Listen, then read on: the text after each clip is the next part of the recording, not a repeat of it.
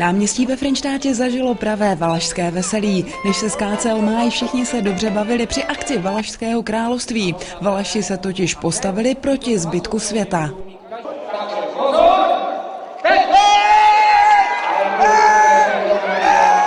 Soupeřilo se jak jinak, samozřejmě o slivovici. Ale pozor, všichni, kdo chtěli hrát, museli splnit přísná pravidla a boj byl nelítostný a namáhavý.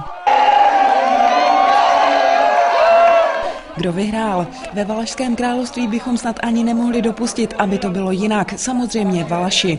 A pak už přišly nezbytné gratulace a taky zasloužená odměna. Pozornosti pak určitě nemohl uniknout ani tento letec, který se pokoušel kroužit nad Valašskem.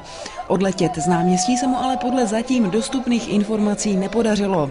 Pak přišlo na řadu kácení máje, i to se povedlo bez větších problémů. Soubor Radhošť nekácel poprvé a zkušenost a praxe se zkrátka nezapřela ani v pátek odpoledne na Frenštátském náměstí.